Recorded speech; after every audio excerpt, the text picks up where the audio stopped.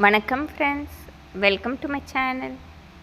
பொதுவாக நம் வீட்டிற்கு வண்ணங்கள் பூசும்போது மிதமான வண்ணங்களே பூசுவது நமக்கு நேர்மறை ஆற்றல் பெற்று தருவதாக இருக்கும். அதுவும் நம் வரவேற்பறையில் இளம் மஞ்சள், லைட் ஆரஞ்சு, இளம் பச்சை போன்ற மிதமான வண்ணங்கள் அடிப்பது நம் வீட்டிற்கு நேர்மறை ஆற்றல் பெற்றுத்தரும். மஞ்சள் நிறம், எந்தவித மஞ்சள் நிறம் வேண்டுமானாலும் நம் வரவேற்பறை பூஜை அறையில் அடிப்பது நமக்கு எப்பொழுதுமே ஒரு மன நிம்மதியை வீட்டில் கொடுப்பதாக இருக்கும். பொதுவாக வரவேற்பறையில் நாம் மிதமான வண்ணங்களே அடிக்க வேண்டும். டார்க் வண்ணங்களான சிகப்பு நிறம், ஊதா நிறம் போன்றவை நாம் அடித்தோம் என்றால் கண்டிப்பாக அந்த வீடுகளில் சண்டை சச்சரவுகளோ, கடன் பிரச்சனை, பணப்பிரச்சனை, தேவையில்லாமல் நோய்வாய்ப்படுவது போன்றவை நடந்து கொண்டே இருக்கும். வீண் மன பயமும் இருக்கும். பொதுவாக நாம் அனைவருமே வரவேற்பறையில் தான் அதிக நேரம் இருப்போம்.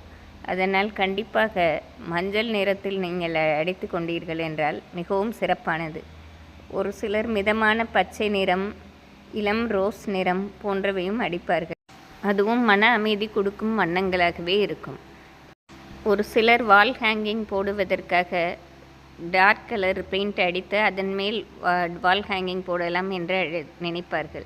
எப்படி இருந்தாலும் நாம் வரவேற்பறையில் அதிக டார்க் கலர்களை உபயோகப்படுத்தக்கூடாது. மிதமான வண்ணங்கள் உபயோகப்படுத்தினால் அந்த வீட்டில் எப்பொழுதும் ஒரு சுபிட்சமும் லக்ஷ்மி கடாட்சம் இருப்பதோடு சண்டை சச்சரவின்றி வாழ்வதற்கு அது வழிவகுப்பதாக இருக்கும்.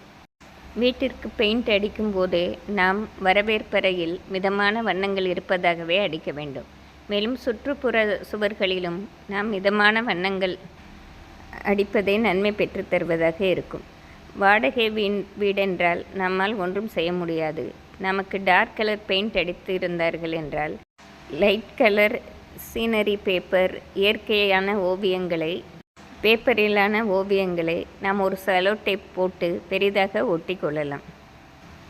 ஒரு சிலர் ஜாதக கட்டம் மற்றும் எதிலுமே பிரச்சனை இருக்காது, ஆனாலும் வீட்டில் சண்டை வந்து கொண்டே இருக்கும். காரணம் இல்லாமல் அவர்களே குழம்பிக் கொண்டு தான் இருப்பார்கள். அதற்கு இதுவும் ஒரு காரணமாக இருக்கும்.